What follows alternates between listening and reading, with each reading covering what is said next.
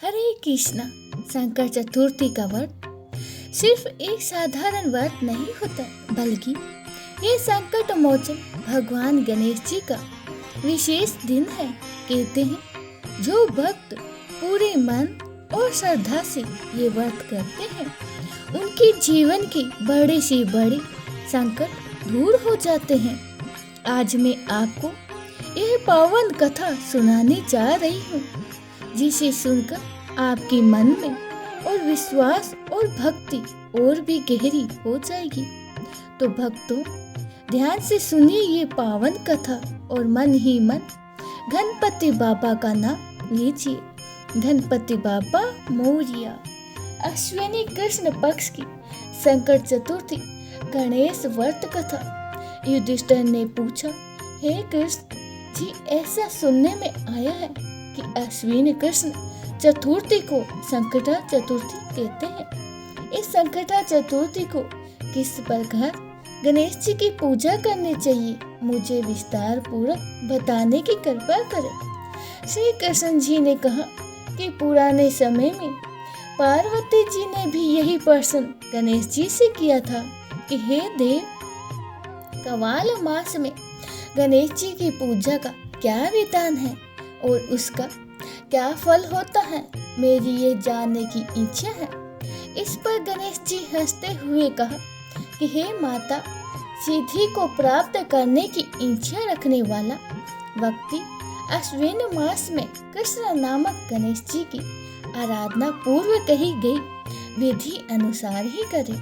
इस दिन भोजन ग्रहण ना करे, क्रोध, झूठा दिखावा, लोभ आदि को छोड़कर गणेश जी के स्वरूप का हृदय में ध्यान करते हुए पूजन करें। इस दिन हल्दी और दूध का हवन करने से 7 दीपों वाली पृथ्वी का राज्य प्राप्त होता है। पुराने समय की बात है कि बक्कासुर की कन्या उषा ने स्वप्न में अनिरुद्ध को देखा और अनिरुद्ध के विरह से वह इतना व्याकुल हो गई थी कि उसके मन को किसी भी प्रकार से शांति नहीं मिल रही थी। उसने अपनी सखी चित्रलेखा से तीनों लोगों के प्राणियों के चित्र बनवाए। जब उन चित्रों में अनिरुद्ध को देखा तो कहने लगी, मैंने इसी पुरुष को स्वप्न में देखा है, इसी के साथ मेरा विवाह हुआ था। हे सखी, ये पुरुष जहाँ कहीं भी है, मिल सके तो ढूंढ कर लाओ, वरना इसके नहीं मिलने पर मैं मर जाऊंगी। उसकी सखी चित्रलेखा ये सुनकर जगह जगह खोज करती हुई द्वारका में आ गई। वहां अनिरुद्ध को पहचानकर उसने रात्रि में ही पलंग समेत अनिरुद्ध को उठा लिया, क्योंकि वह राक्षसी माया जानने वाली थी। तत्पश्चात वह सायंकाल के समय बकासुर की नगरी में पहुंची। इधर पद्मुम्न अपने पुत्र के शोक के कारण असाध्य रोग से ग्रसित हो गए और कृष्ण जी भी अपने पुत्र पद्मुम्न और पौत्र अनिरुद्ध की घटना से बेचैन हो उठे। रुक्मणी भी पौत्र के दुख से दुखी होकर रोने लगी। रुक्मणी कृष्ण जी से कहने लगी, हे स्वामी, हमारे पुत्र को किसने हरण कर लिया है, अथवा वह सस्ता वंश भी कहीं गया हुआ है। मैं दुखी होकर आपके समक्ष अपने प्राण गंवा दूंगी। रुक्मणी के ऐसे कहने पर कृष्ण जी यादवों की सभा में गए। वहां उन्होंने परम तेजस्वी ऋषि लोमस को देखा। उन्हें नमस्कार कर श्री कृष्ण जी ने उनसे सारी व्यवस्था को कहा। श्री कृष्ण जी ने लोमस ऋषि से पूछा कि हे देवर्षि, हमारे पुत्र को कौन ले गया, अथवा वह कहीं खुद ही तो नहीं चला गया। उसकी माता अपने पुत्र के वियोग के कारण अत्यंत ही दुखी है। कृष्ण जी की ऐसे वचन सुनकर लोमस ऋषि ने कहा, हे वासुदेव, बाणासुर की कन्या उषा की सखी चित्रलेखा ने आपके पुत्र का हरण किया है और उसको बाणासुर के महल में छिपा रखा है, ऐसे नारद जी ने बताया है। आप अश्विन मास की कृष्ण चतुर्थी संकटा का व्रत कीजिए। इसका व्रत करने से आपको पुत्र अवश्य ही उपस्थित हो जाएगा। श्री कृष्ण जी ने लोमस मुनि द्वारा बताए गए व्रत को किया। हे देवी, इस व्रत के प्रभाव से के कारण कृष्ण जी ने बाणासुर को युद्ध में हरा दिया।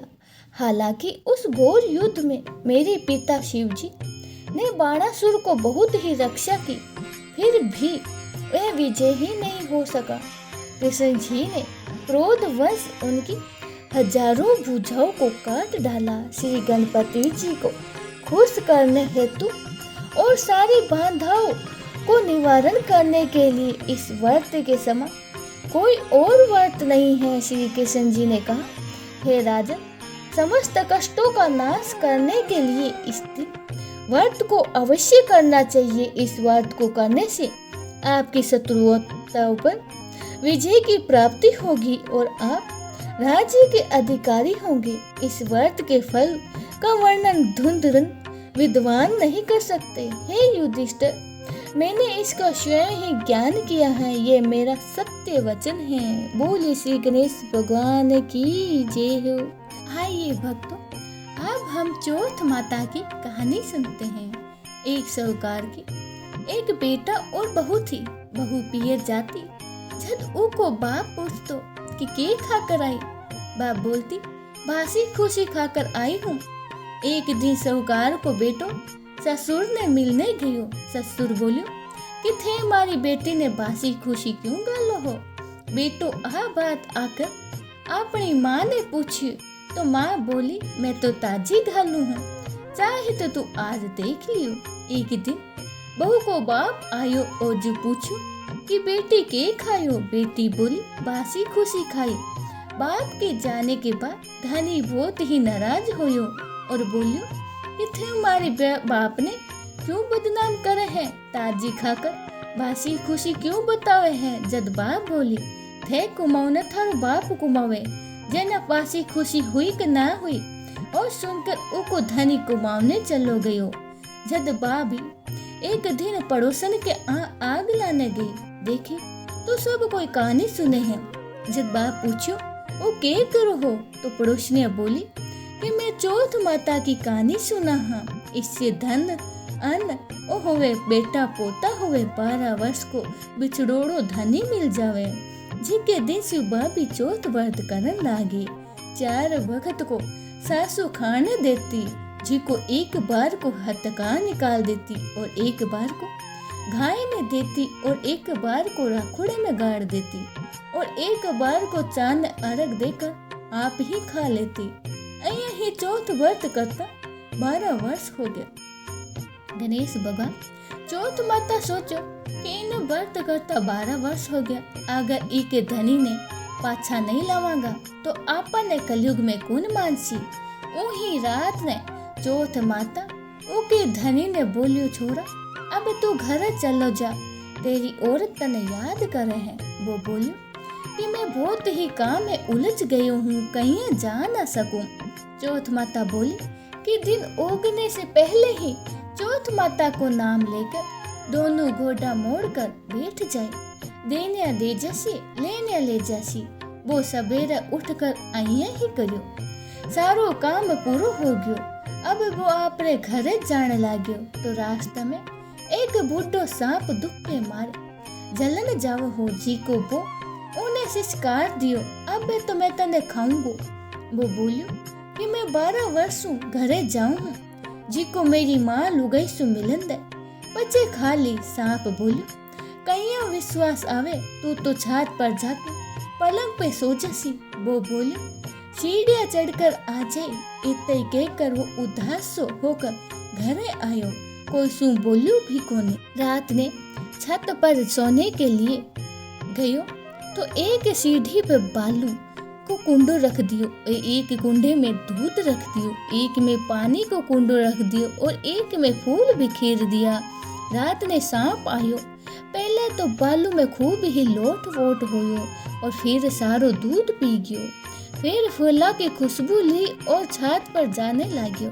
तो चौथ माता सोची कि आपा ई को संकट नहीं टालांगा तो आपा ने कलयुग में कौन मानसी। पूर्णी ढाल से ढककर तलवार सु मार दियो, पर थोड़ी सी पूंछ कटकर उसकी जूती में जाकर गिर गई।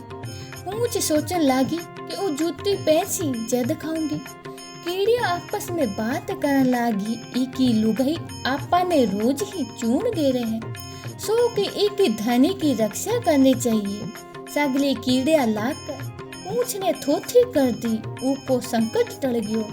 सवेरा उठने में देरी होगी तो माँ उठाने जान लगी। सीढ़ी में खून देखकर चिल्लाई, सोची कि मेरो बेटो मर गयो। बेटो आकर सारी बात माँ ने बताई और पूछी कि मेरे नाम से कोई पुण्य व्रत करियो कई।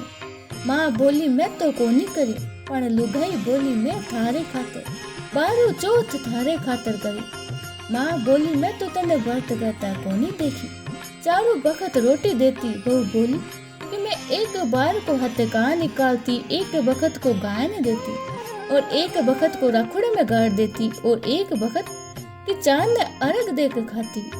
ब्राह्मणी की छोरी ने बुलाकर पूछो तो बाप बोली हाँ देती। गाय ने पूछो तो गाय भी हुंकार भर दियो। राखोड़ो खोद कर देखे तो सोना की जेठ होगी। सारी नगरी में हेलो फेरा दियो कि पुरुष की ओर बेटा की माँ। दीदा घोड़ा धरियासी सब कोई व्रत करियो।